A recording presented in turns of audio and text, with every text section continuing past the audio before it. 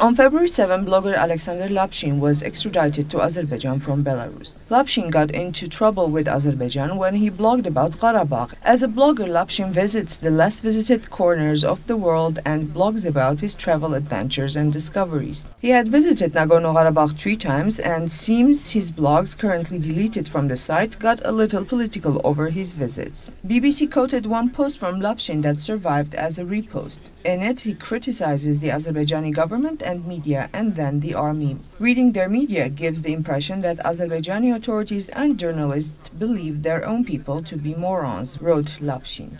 This naturally landed Lapshin in Baku's persona non grata list, otherwise also popularly known as the blacklist.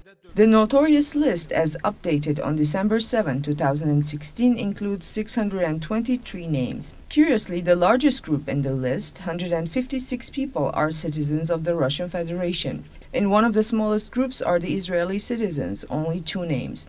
Lapshin is a citizen of both countries, but what really got him into trouble is that in 2016 he blindsided Azerbaijani authorities and entered the country using his third Ukrainian passport that had a slightly different spelling of his name.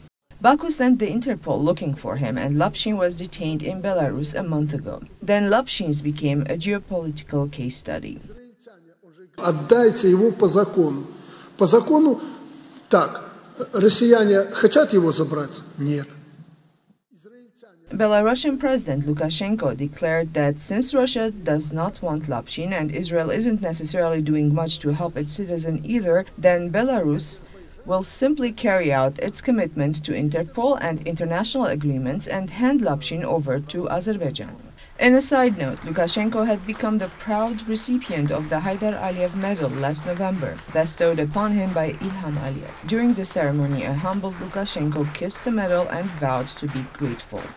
And now, within the context of the Collective Security Treaty Organization and the Eurasian Economic Union, Belarus, a member of both post-Soviet cliques like Armenia, made sure to hold Armenia's turn to head the CSTO General Secretary by simply being absent from the St. Petersburg summit slated to discuss the rotation after the matter was previously removed from the organization's October summit agenda. Since April and over the course of several summits, CSTO consistently failed to address or condemn the escalation of armed conflict in Nagorno Karabakh, mainly due to the objections of member trio states, Kazakhstan, Kyrgyzstan, and Belarus, all proud friends of former CSTO member Azerbaijan. In fact, when Armenia was joining the Eurasian Economic Union, Belarus, a founding member, was concerned that areas that are not part of Armenia can end up benefiting from the customs union, and insisted on an attachment to Armenia's contract reinstating that Nagorno-Karabakh is not part of Armenia. The same concerns were voiced by the Kazakh president. Nazarbayev, during a summit in May of 2014, read out a letter from President Aliyev insisting on the same concerns.